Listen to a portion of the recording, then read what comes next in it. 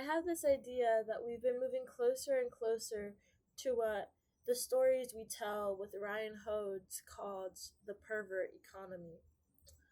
Um, we've kind of been, we're like, where did these AI glasses come from? Where did surveillance, what's the word? Hold on. How did we get to a surveillance state? And my response to that is that, girl, we've been moving towards it for a long time the second we came up with social media and the internet, especially with this concept of stalking. When someone posts their their photos, their lives on Instagram, they also give themselves the opportunity to be stalked. And that's kind of the objective, right? But then we'll say, why are you stalking me on Instagram? When someone stalks you on Instagram, when someone is stalking you, when you're stalking someone, it feels like you are disturbing or that you're being disturbed. And while the photos that you put up are all consensual, we're kind of giving permission to each other to stalk.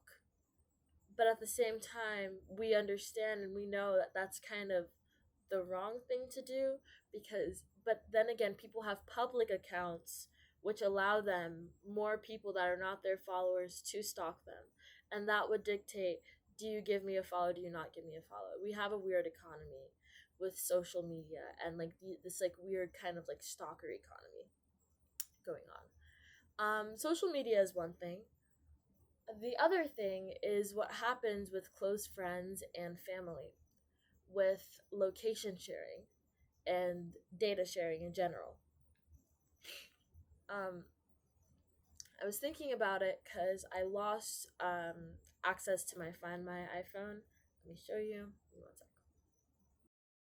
Let me not dox myself, but you see, I can't like sign in.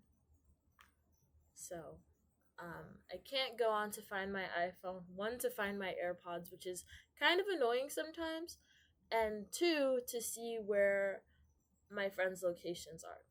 I had about 20 people's locations. Then I had Life 360 with my family. Life 360 is a whole other thing. Everything is a whole other thing. But my point is that I kind of used to go on Find My iPhone to see where my friends were when I was just, say, in Brooklyn or something, because I live in another borough. So I was kind of like, hmm, I wonder where they are. I wonder if I'm near them. Something like that. They'd be somewhere else. I could see their exact location. I could assume almost exactly what they're doing, and they wouldn't even know that I knew exactly where they were. That, like, in that moment. They know that I have their location, but it's kind of just like, whatever, we all have each other's locations, right? It's fine. But the reason that I'm looking at it is kind of stalker esque. I could be home in this other borough, and I could still find out where my friends were. It does not serve me to find out where my friends are. I'm just bored. And I want to know what they're doing. What's wrong with that? I'll tell you the problem with that. It's that we're not socializing as much. Having each other's locations and having information on basically on what exactly a person is doing. There's no point in talking to them. There's no point in asking, "Hey, where are you? What are you up to?" If you already know, if you can already find out. And sometimes my friends would ask me, like when we're on our way somewhere, "Hey, where are you? Check my location." Jeez, you have my location. Why don't you just use it? And it's kind of paradoxical because there is like a point where it's helpful and the point where it's just like weird and stalkery.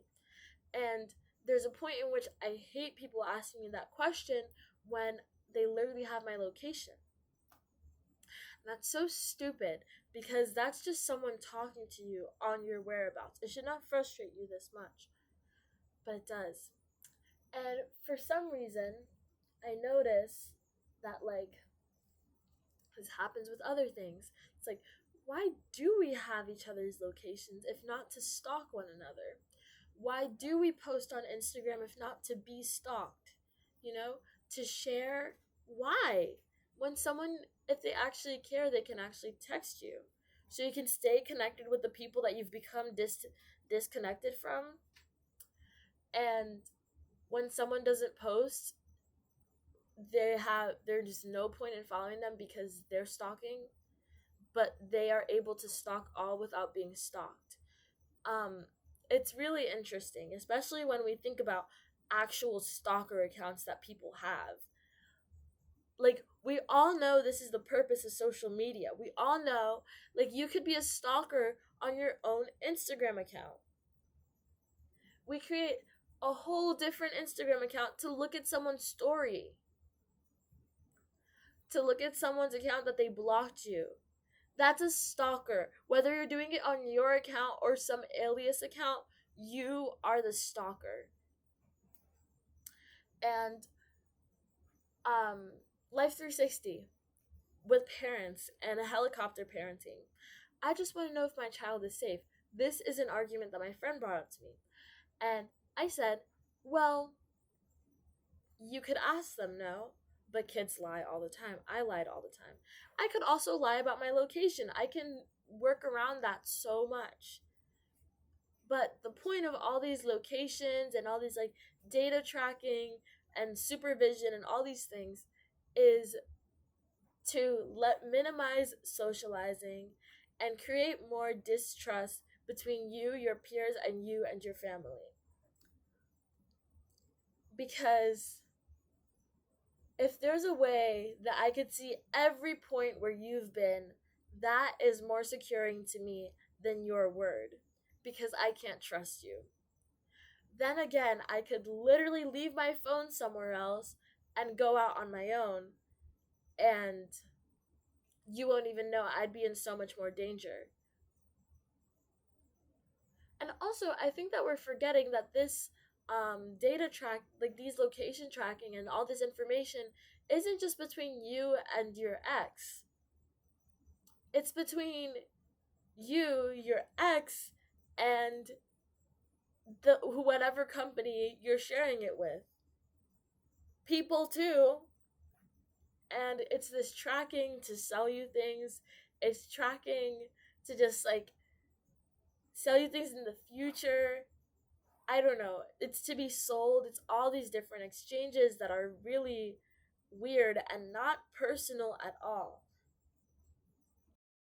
I actually find it interesting that even having someone's location is considered a milestone in a relationship nowadays. Um, when it's not anything personal, it's not anything special, it's not anything significant. It's just another thing, you know? And I think it's really disturbing that we want to know where people are at any time, at any moment, by our conveniences. I won't lie, I think that this is convenient sometimes, and I don't think that we have each other's locations. Oh, so I could be a stalker. Sometimes you have someone's location because you want to see where they are going to be when you guys are about to hang out. But then again, after we hang out, we still have each other's locations indefinitely, infinity, forever until I say no, you know? And then when I stop sharing my location, it's this whole thing. You don't trust me anymore. We're not friends anymore. That's the that's the nail in the casket that we don't have a good relationship anymore. And I think that like it's really weird. Um and I don't know how crazy I sound when I explain this.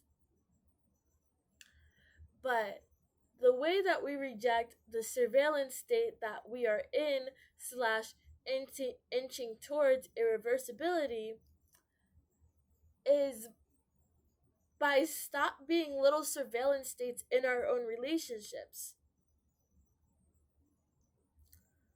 and not find such an appeal in stalkery. But by doing that and by setting that as an objective, I'm changing the culture of our generation.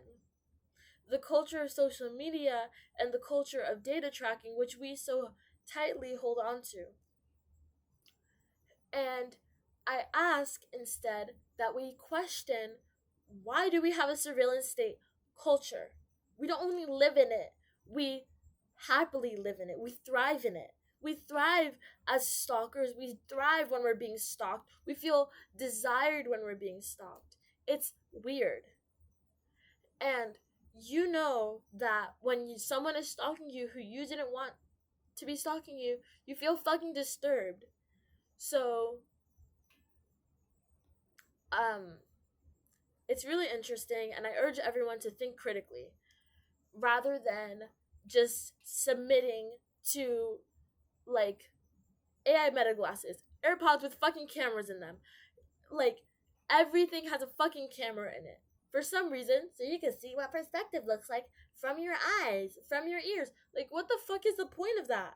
That's so weird. And just remember that it's not personal. And that it's not just shared between you and this other person that you have a relationship with. It's shared with billionaires with a fuck ton of power, and power in government for some reason, power in capitalism, and also we have people who are watching these videos that were taken, which videos that can be so traumatizing sometimes, and it's not just mindless AI. It's people. It's injustice. It's people paid low wages to watch what's happening on your Ray-Ban Meta glasses. And if you're fucked up enough, you're R wording, RAPIEING wording, and MURDERING wording people. And that's not as uncommon as you think. And we have the murderers and the rapists in those offices that are doing all the puppetry. Think twice before you do fucking anything, before you submit to anything.